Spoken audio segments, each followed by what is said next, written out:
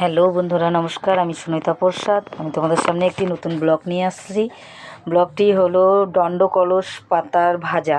তো এটাকে অনেকে গোমা শাকও বলে, আমি দণ্ডকলস বলি। এটাকে ভাজা করব রসুন, পেঁয়াজ, কাঁচা লঙ্কা দিয়ে।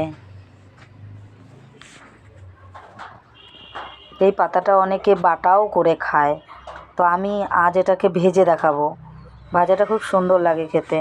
তো প্রথমে আমি উনুনের উপরে কড়াইটা দিয়ে দিয়েছি, তেল দিয়ে দিলাম।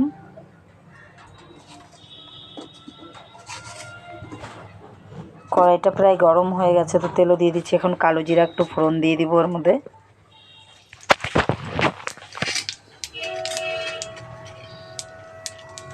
রসুন থেতো,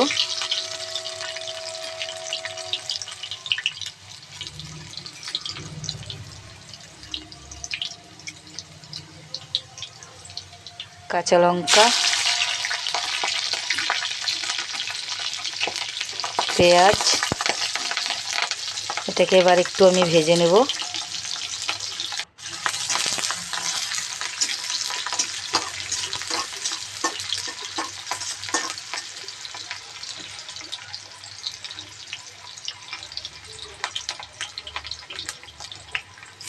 শাকটা দেখো দিয়ে দিলাম।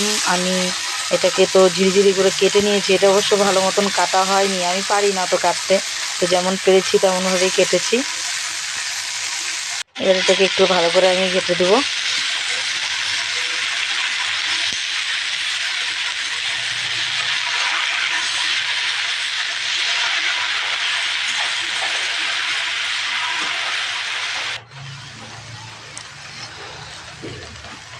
এখন এর মধ্যে আমি শাকটা একটু কমে আসলো, এখন একটু লবণ দিয়ে দিব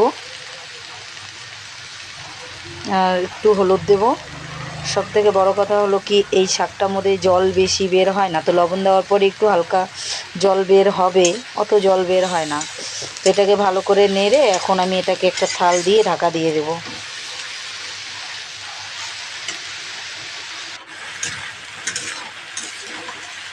দেখো লবণটা দেওয়ার পরে একটু শাকটা কম হয়ে গেল, একদম অল্প হয়ে গেল। কতগুলো শাক ছিল এর মধ্যে।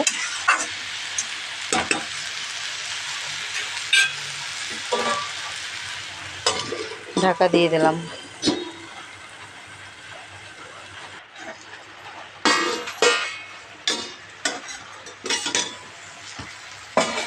দেখো শাকটা প্রায় আমার হয়েই গেছে, দেখো জল নাই বেশি, নিচে লেগে গেছে। এখন এটাকে ভালো মতন একটু ভাজা করব। আর এই শাকটা ভাজতে গেলে পরে একটু তেলটা একটু বেশি লাগে, একটু তেল বেশি দিলে পরে না খেতে ভালো লাগে। কিন্তু সবাই তো আর তেলটা খায় না, সবাই তো সমান খায় না তেল। কেউ কম তেল খায়, কেউ একটু বেশি খায়। যে কোনো শাক ভাজা করলে তেলটা একটু বেশিই লাগে। দেখো শাকটা প্রায় আমার হয়ে গেছে। তো জানি না বন্ধুরা, ওকে বাই। তোমাদের আমার এই ভিডিওটি কেমন লাগলো, যাকে ব্লগটি কেমন লাগলো সেটা আমি জানি না।